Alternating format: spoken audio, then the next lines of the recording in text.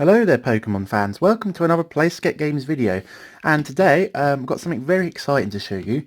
Recently, a few months ago, a good friend and a client of mine asked me to sell a bunch of stuff from his collection to fund various things, and he encouraged me to make some videos to show off some of the good stuff that there is.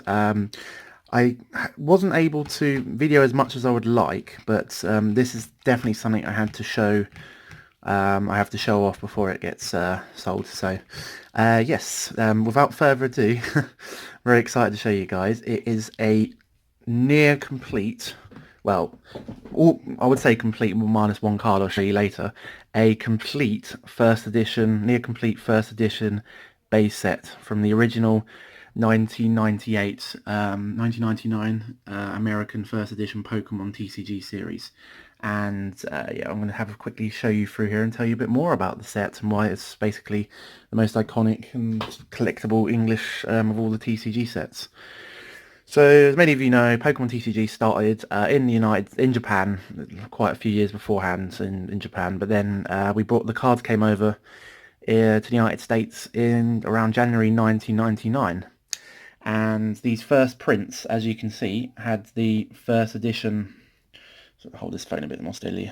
First edition stamps, as you can see right there, and focus. Can we focus? Oh, yeah. First edition stamps there, and also like the Shadowless, which was the second print run, they did not have any shadows around the border. But the biggest giveaways for a first edition base set card is obviously the first edition stamp. So initially, these were not very popular when they first got released, like within the first couple of months. It wasn't until like March and April later that year when they really took off in a big way, and stores couldn't get them quick enough, and the first edition print run, I believe, sold out very quickly. So we're going to have a look through here. So first ever English Pokemon TCG card printed is the Alakazam. So they used to alphabetize these. Nowadays they do them by set types first, so you by color by types. So you get like grass and then fire and water. But back then they used to put all the hollows together. When Wizards of the Coast used to make these, put all the hollows together for the first couple of sets anyway. So have a show you through these. So we got the Alakazam. It's very cool. One of the Holy Trio, the Blastoise, absolutely beautiful. The iconic art with the sort of the weird greeny bluish background, and I love just the plainness of these backgrounds and the classic poses that these Pokemon have. These are like the original poses. They're so cool. Got Chansey, and then obviously the big one that we're going to talk about for a little bit, the first edition Shadowless base set Charizard. I just couldn't believe that when you showed me this collection that this was in here, and the more keen-eyed amongst you will notice the grey stamp. So you can see, compared to the other first editions, the Charizard has a slightly greyer stamp.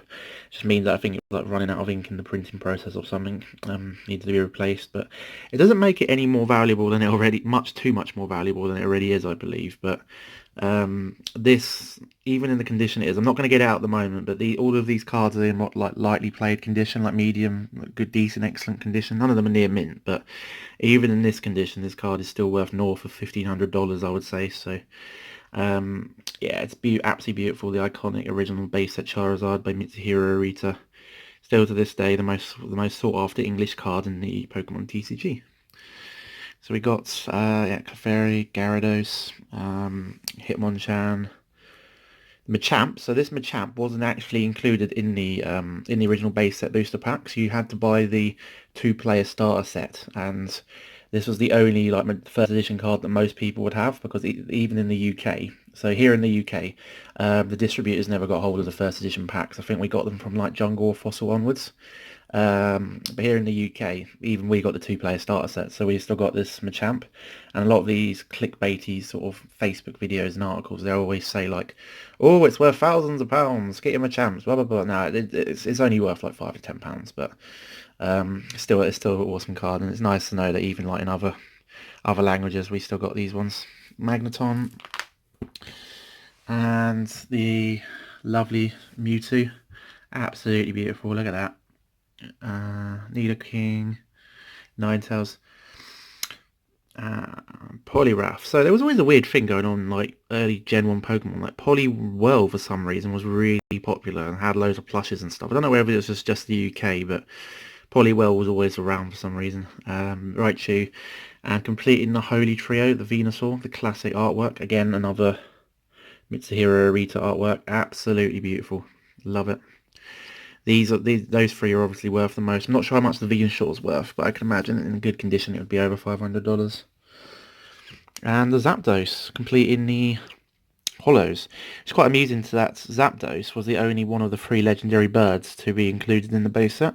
Moltres and Articuno would then be put in for the fossil set, which is the 3rd set, I believe. It's very strange. I don't know why that was. And then we got Beedrill, the regular rares. So these were so they went the hollows, and then you go down to the rares, the regular non-hollow rares. So you can always tell your rares by the little star in the bottom right hand corner. And the Beedrill starts with B, so there was no A there. And then there was a weird thing that they did with base set. There was a lot of rare Pokemon that weren't even their completed evolution forms. So in this case, we've got the beautiful Dragonite, which is, again, another Mitsuhiro Arita. I keep forgetting he made this one as well. The original Dragonite was a beautiful artwork. This is one of the most best cards, artwork wise, I would say, from the earlier series. Because all of these are just the Pokemon just in their default sort of skin pose, just looking at the screen, and then got this Dragonair sort of being all chilled and stuff. It's really cool. And yeah, Dragonites, and then the Pidgeot, and a lot of the other sort of later stages of the evolutions of the cards, they would be included in other sets, and Dratini. So in fact, there's only 1, 2, 3, 4, 5. There's only 7 or 8 rares. It's not that many rares actually. Strangely enough, Pidgeot is one of them. You would have thought the Arcanine would be the rare and the Pidgeot would be the uncommon, but the first set was strange. It's still obviously the most collectible and coolest set. So yeah, more awesome first edition cards. Really cool. Kadabra, yeah, as a lot of people might know, Kadabra was, after a while, that's why we're not getting Kadabra cards nowadays, because a UK magician / stage performer, Uri Geller, he sort of thought that the Kadabra was, the Pokemon was sort of a knockoff of him, really, like his spoon bending stuff that he did on stage, and this is why we only get Alakazam EXs and stuff from the Fates Collide and the more recent sets. We haven't seen any Alakazam GX or any more Kadabras since. I think the last one was one of the last Kadabras was in Skyridge, but I'm not 100% sure. So original Magikarp, another beautiful. It's all my favourite artworks. They just seem to be by Arita. I love it. Got the Magmar. So this Magmar also, as you can see here, has got a slightly greyer stamp as well. Let me push it there so I can see it better. That's it. So there's the Poliwhirl, Porygon, Raticate, Wartortle, Seal, Abra. It's lots of the Pokemon are just a lot of the Ken Sugimori ones. So these 3 are Ken Sugimori. They're just like the Pokemon and just their classic sort of default sort of manual game index pose. But then all the ones with the sort of the unique backgrounds and the artwork are all the Arita ones, which is quite cool. I think pretty much all of these first base sets are all Mitsuhiro Arita and Sugimori, which is quite cool. Drowsy. That one is Kiji Kainibuchi. Okay. They're called Ghastly. My phone's having real problems with focusing at the moment. I do apologise. Nidoran, Pidgey, Pikachu. Look at that. First edition base set Shadowless Pikachu. Tempted to buy that myself and add it to my collection. Ponyta, Rattata, Squirtle, another awesome artwork there. And then we come into the end. I mean, it's we have Pidgeotto as a rare, but Starmie as a common. These first sets are very strange. Yeah, but at least Starmie and Staryu can be together, I suppose. Tangela. Oh yeah, because the way they're alphabetized. Starmie is 64th and Staryu is 65th. Should be the other way around. And then the last couple of commons from the Pokemon, which is quite cool. And we didn't get the Electrode until the next. Oh wait, no, there was 2 Electrodes. There was one.